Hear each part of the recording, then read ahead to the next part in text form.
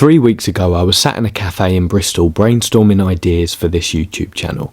I was killing time before meeting my friend Naz because it was 9:30 in the morning and she probably wasn't awake yet.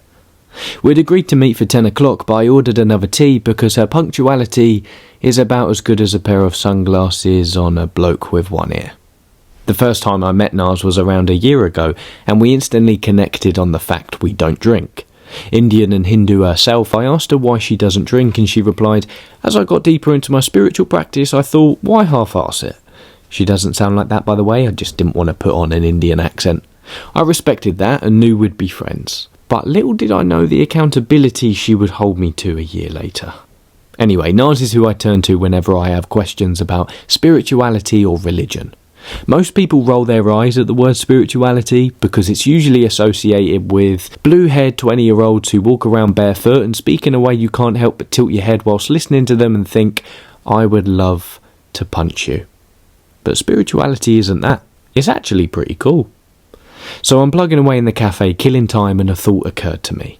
Why do I do what I do? Easy answer, I thought. I do it to help other people. Satisfied with my response and moment of reflection, I called Naz and she answered straight away. She'd been awake this whole time, to my surprise, so I made the 5-minute pilgrimage to her flat.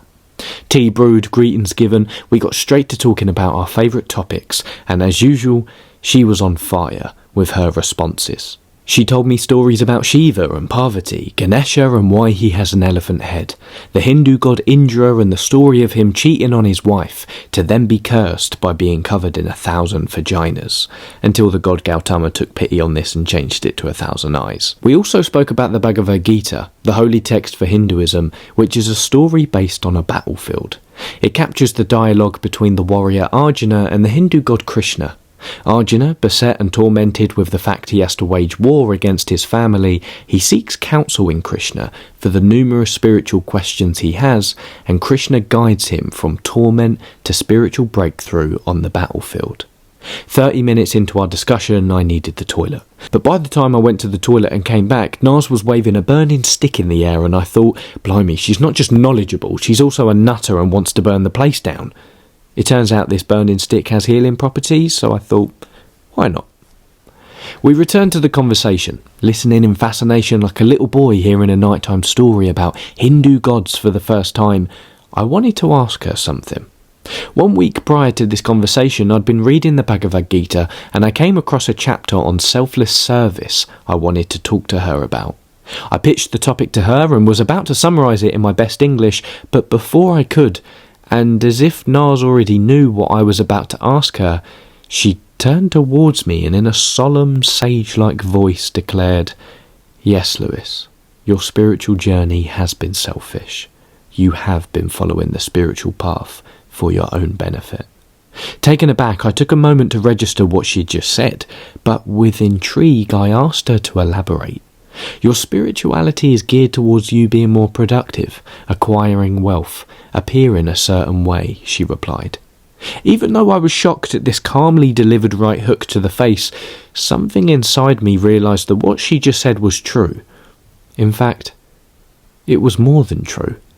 Contrast this accountability from Naz with my previously satisfying thought that I do what I do to help others and not for selfish reasons. I felt that assumption had gone, in technical terms, tits up. I was about to ask her how I remedy selfish action, but it was time for me to catch my 3-hour train back to Kent. So I got up, thanked her for the burning stick and spiritual insight, and was on my way. A 3-hour train journey provides plenty of time to think. Even more thinking time if you're not feeling very social, which I wasn't. I didn't have earphones either, so there was no music or podcasts for me. Just thinking. My mind was full and occupied with one humbling but unsettling thought. Why do I agree with what Naz said? After the 3-hour travel, I rushed home, greeted my mum and reread the chapter on selfless service in the Gita as if I were a book addict that had finally scored some gear. This time, however, I was reading it with fresh eyes. What I'm going to share with you next is the complete lesson I learned from this experience and from reading this chapter in the Bhagavad Gita. And I promise that when you absorb this message, you will not be the same person you were before. On the battlefield, Krishna awakens Arjuna to the importance of karma, which means deed or action. Krishna emphasizes if you experience good in your life, it's because you have done good in the past. If you experience bad, you are merely reaping the consequences of a bad act previously taken. So everything is your fault. However, this idea created the fear that people would become enslaved to their positive karma and remain in a cycle of continuously pursuing pleasure. Krishna tells Arjuna the way to escape the karmic cycle isn't to renounce the world and retreat into the mountains like an ascetic, but to operate in the world with selfless service.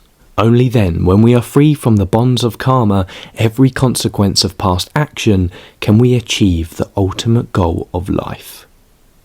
Most people are bound in their own activity, wanting desperately to see their actions come to fruition. The illumined man or woman, however, acts selflessly, without ego or thought of personal gain. To survive the world we must act, Krishna warns us. Action is our liberation. But spiritual failure comes if we get too egotistically caught up in our action. Krishna warns that ego, selfish desire and anger are our greatest enemies towards achieving the ultimate state in life. Krishna offers King Janaka as an example to Arjuna. Janaka was a king who ruled well and didn't shirk his responsibilities. He was detached and worked from a sense of duty, not for personal gain or enjoyment. He was regarded as a royal sage who pursued enlightenment not by renouncing the world, but by working in it and contributing to its welfare. In essence, he enjoyed the best of both the spiritual and the material world. So how can we apply this to our own lives? In the modern world, it seems everyone is out for their own benefit. Everyone wants to get rich, be famous and have their name at the forefront of their efforts. I did this, I deserve the credit, I am special. Without me, this ship sinks. This is a be mindset instead of a do mindset. In his book, Ego is the Enemy, Ryan Holiday distinguishes between these two mindsets. When we act from the be mindset, we want fame, validation and followers. This breeds fantasy, deceit and arrogance. However, when we act from the do mindset, all that matters is the work.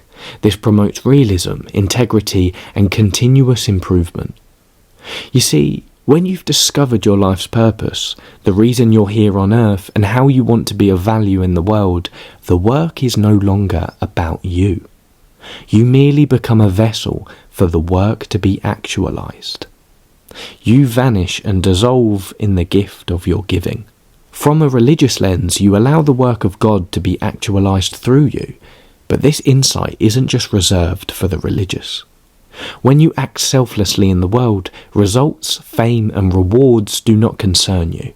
What concerns you is the work being your focus, your only focus. The YouTuber Hamza recently exemplified this mindset where he said his procrastination and emotions towards his life mission doesn't matter. What matters is him helping as many young men as he can. Andrew Huberman is another example of this, with his insistent focus on the science, not himself. Hence he wears all black to not distract the viewer from the knowledge being discussed. You may think this selfless service is a way to be negligent towards yourself, but the contrary is actually true. When your focus is all about giving your gift to the world in selfless service, you realise the importance of taking care of yourself so you can better give this gift from a place of health and strength. You need to keep the vessel, i.e. yourself, in pristine condition so that God can act through you without hindrance or confusion. From a non-religious view, you keep yourself in pristine condition so that the work works upon you and your strengths are utilised for the utmost output. And when you lose sight of your purpose or it evolves before your eyes, you must reconnect to it and renew it through solitude, mission, retreat, prayer or challenge. The ultimate state in life is the bliss you experience from selfless service. To know that you are giving your gift in each moment for others and as a vessel for God. Then the you in the way crumbles into karmic balance, operating outside the perils of reward able to die in any moment with a smile on your face because your work is being actualized, and because you were never after the reward in the first place. When it comes, it passes like a breeze on a fine summer's day. You've heard it before. Journey or destination? In the lens of selfless service, it becomes to be or to do. Which one will you choose?